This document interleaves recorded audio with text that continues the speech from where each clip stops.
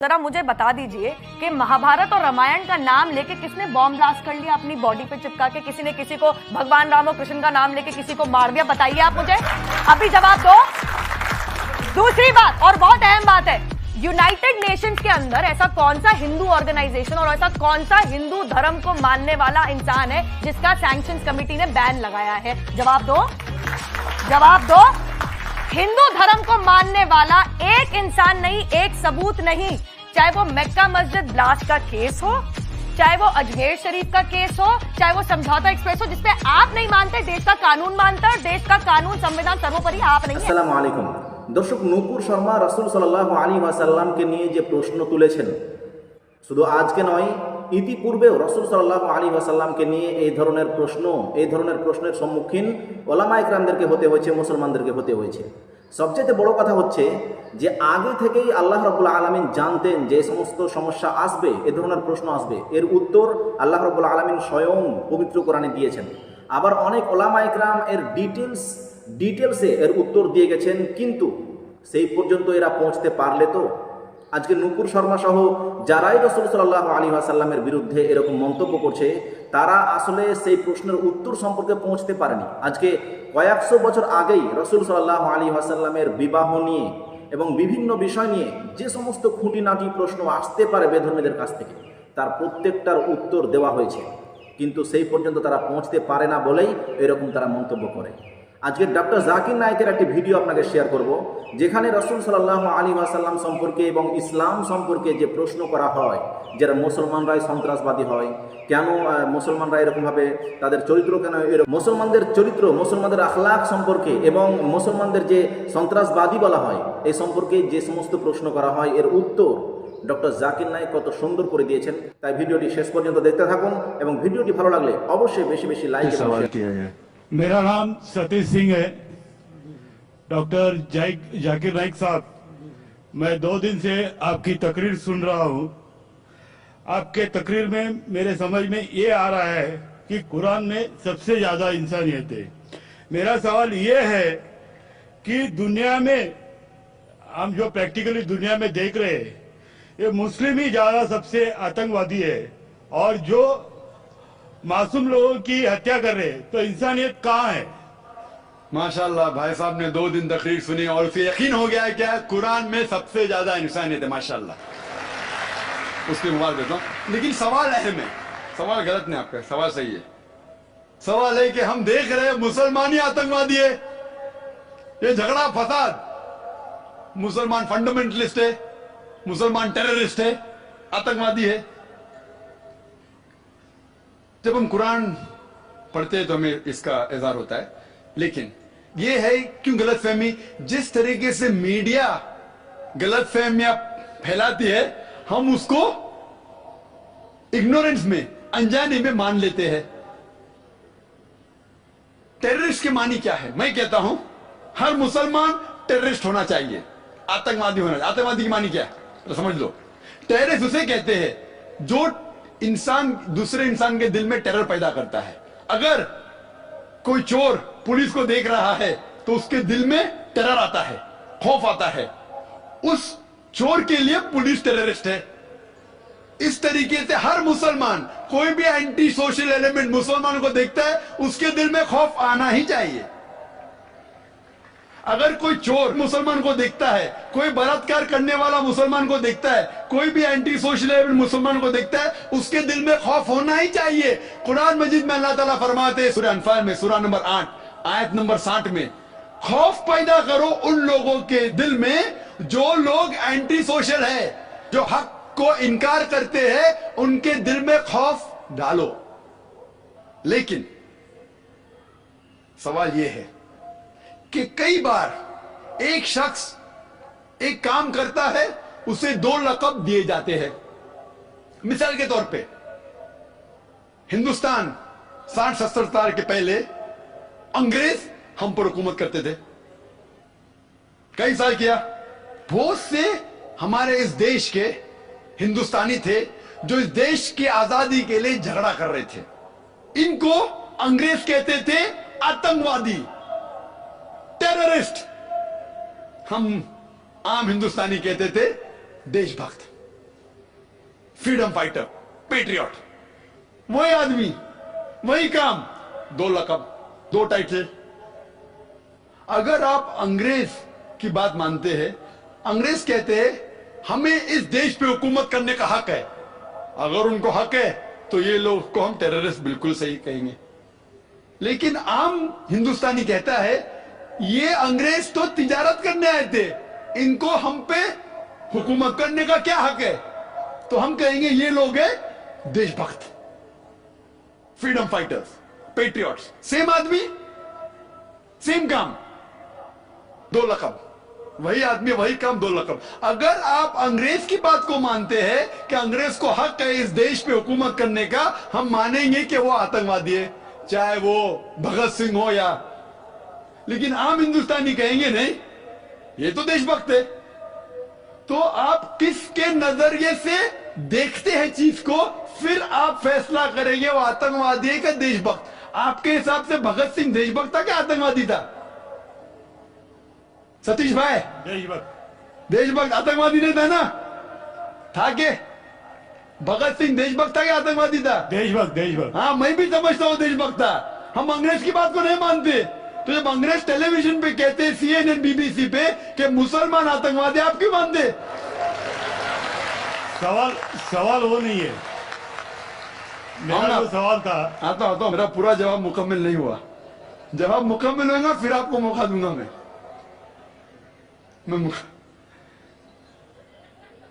Nelson Mandela, old south African government जो थी, सफेद हुकूमत, वो नेल्सन मंडेला को टेररिस्ट नंबर 1 कहती थी। उसे अरेस्ट करके रॉबिन आइलैंड में 25 साल के लिए कैद कर दी। Terrorist number 1। जब नई हुकूमत आती है उसे छोड़ देती है, उसे प्रेसिडेंट बनाती है, टेररिस्ट बन जाता है प्रेसिडेंट।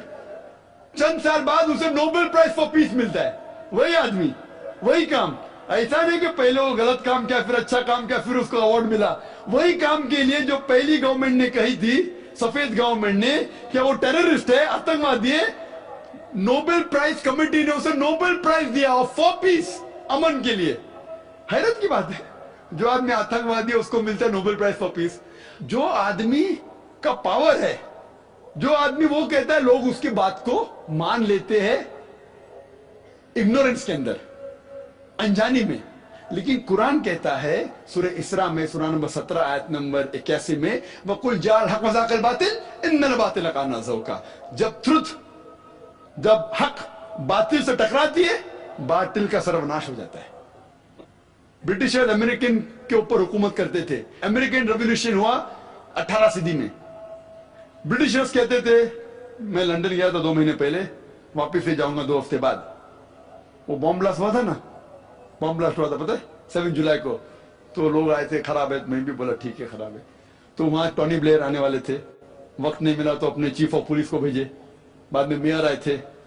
तो मैंने उनसे पूछा, आपकी देश, इस देश ब्रिटिश गवर्नमेंट जब हुकूमत कर रही थी अमेरिकन गवर्नमेंट पे 18 सदी में, वो जॉर्ज वॉशिंगटन और बेंजामिन फ्रैंकलिन को टेररिस्ट नंबर 1 कहते थे, टेररिस्ट। उसके बाद जॉर्ज वॉशिंगटन बन जाता है प्रेसिडेंट ऑफ यूएसए, टेररिस्ट बन जाता है प्रेसिडेंट ऑफ यूएसए। वो गॉडफादर है, गुरु है किसका? जॉर्ज बुश का भी, ठीक है ना, जॉर्ज बुश का गुरु है। वो जो आतंकवादी आप कहते थे, उसके शागिर्द के दोस्त भी आप है। क्या बात है, आपका नजरिया क्यों बदल रहा है? आप कहते थे टेररिस्ट चंद सदी पहले, अभी आप उनके दोस्त थे। तो हमें यह तहकीक करना चाहिए कि क्यों उसको वो लक़ब मिला।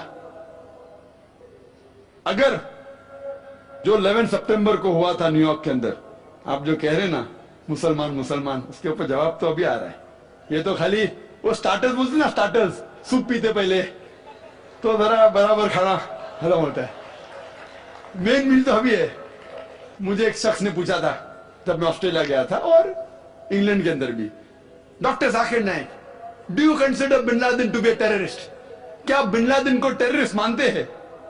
तो मैंने कहा, भाई मैं बिन लादेन को जानता नहीं हूं, मैं यही नहीं कह सकता वो टेररिस्ट है क्या नहीं, अच्छा है क्या बुरा, मैं नहीं जानता हूं। कुरान में लिखा है सूरह हुजुरात में, सूरह नंबर 49 आयत नंबर 6 में, कि जब भी कोई बात कोई कहता है पहले तहकीक करो फिर दूसरे तक पहुंचाओ। अगर मैं CNN और BBC की बात मानूं तो मुझे कहना पड़ेगा कि बिन लादेन टेररिस्ट है, लेकिन मैं क्यों मानूं बात उनकी? क्योंकि मैं आदमी हूं जो घूमता हूं मीडिया में, जानता हूं माशाल्लाह। तो मैं कहता हूं ना बिन लादेन मेरा दोस्त है ना मेरा दुश्मन है, मैं नहीं जानता हूं। लेकिन अब ये मुझे पूछना चाहते हैं टेररिस्ट नंबर 1 कौन है, तो ये तो जानता हूं मैं, CNN जो अमेरिकन चैनल है, जॉर्ज बुश उसका प्रेसिडेंट है, गर्व से कहता है कि हमने हजारों अफगानिस्तान लोग को बम गिराए, कत्ल किए, इराक में हजारों का कत्ल किया। ठीक है, मान भी लो बहस के तौर पे बिन लादेन ने किया, मान लो, मैं नहीं कहता हूं, मान लो बिन लादेन ने किया कि 11 सितंबर को ट्विन टावर को अटैक किया और 3000 या 5000 लोग मरे। लेकिन अगर 3 या 4000 लोग मरे, 5000 लोग मरे, उसका यह मतलब नहीं होता है कि आप उससे डबल लोग को अफगानिस्तान में मारे एक आदमी की वजह से। कर सकते? अरे बिन लादेन को पकड़ के मारो ना, अगर मानना है तो। अगर उसने किया, सबूत है तो सबूत पूछते अफगानिस्तान गवर्नमेंट ने, मर दे कि सबूत क्या है, वो सबूत देता टोनी ब्लेयर को। है सबूत पूछ रहा अफगानिस्तान कि आप मुझे सबूत दो, सबूत क्या है तो हम उस पर तहकीक करेंगे, सजा देंगे उसको। वो सबूत देता है मुशर्रफ को, पूछ रहा है। किधर का इंसाफ है ये, किधर का इंसाफ है? प्लेन भेजते हजारों लोग का कत्ल किए अफगानिस्तान में, इराक में। मैंने कहा यूके में, ऑस्ट्रेलिया में, यहां भी अगर टेररिस्ट नंबर 1 है तो जॉर्ज बुश है।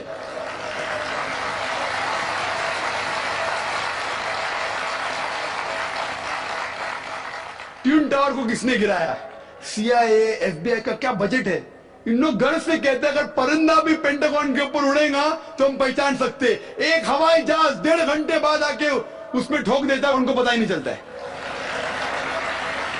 बहुत से अमेरिकन लोग, मुस्लिम लोग छोड़ो, क्या कहते हैं अमेरिकन लोग, क्रिश्चियन लोग कहते हैं क्या ये इनसाइड जॉब था, अंदर की बात थी, ये अंदर की बात। जिस तरीके से ट्विन टावर गिरा वो प्लेन के जरिए गिर नहीं सकता है। कितने लोग कहते हैं कि ये जॉर्ज बुश ने किया अपने वोट बैंक के लिए। कल मैं कह रहा था ना पॉलिटिशियंस के बारे में, कल की तकरीर सुनी ना आपने, हकीकत लगी क्या ने? क्या होगा? 5000 लोग को मारो, वोट तो मुझे मिलेगा। $1 ट्रिलियन नुकसान, क्या फर्क पड़ता है? अगर नहीं गिराऊंगा ट्विन टावर को तो मैं थोड़ी इलेक्शन में आऊंगा। क्या करो? 1000 लोग का कत्ल करो, नुकसान करो करोड़ रुपए का, मैं तो आ गया वापस सीट पे। ये मैं नहीं कह रहा हूं, ये मैं नहीं कह रहा हूं, ये अमेरिकन लोग कह रहे। तो गलत है, मैं नहीं कह रहा हूं कि जॉर्ज बुश ने गिराया। मैं जानता हूं मेरी तहकीक थोड़ी की, मैं कह रहा हूं कि बाकी लोग क्या कह रहे। अमेरिकन लोग कहते हैं कुछ लोग कि बिन लादेन ने क्या, कुछ ने कहा जॉर्ज बुश। लेकिन ये तो मैं जानता हूं कि मैं टीवी पे जो देखा हूं वो खुद के चैनल के ऊपर कि जॉर्ज बुश गर्व से कह रहा 1000 लोग को मैंने मारा, इसीलिए मैं जॉर्ज बुश को टेररिस्ट नंबर 1 कहता हूं। ये बाबरी मस्जिद में जो हुआ हिंदुस्तान में, गुजरात में क्या हुआ, वोट बैंक के लिए हिंदू मुस्लिम में झगड़ा करो। बाबरी मस्जिद को कौन जानता था पहले? आप जानते थे? सुने थे बाबरी मस्जिद के बारे में? ये दंगे फसाद के पहले 1985 के पहले सुने थे? नहीं सुना था। मैं भी नहीं सुना था। ये वोट बैंक के लिए झगड़ा फसाद, 1000 लोग मारे गए। गुजरात में जो हुआ क्या सही हुआ? अगर पुलिस चाहती तो, हमारे हिंदुस्तान पुलिस में माशाल्लाह इतना पावर है कि अगर चाहती तो दंगा फसाद हो ही नहीं सकता।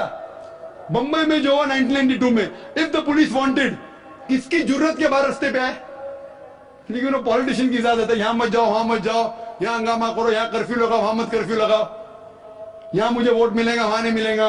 आप समझे ना? तो ज्यादातर चाहे इंग्लैंड में हो या अमेरिका में हो या हिंदुस्तान में हो, कोई भी पॉलिटिशियन हो, तो पॉलिटिशियन की हरकतों की वजह से, जैसा मैं कल कहा, तो लेबल लग गया अभी मुस्लिम लोग पे टेररिस्ट।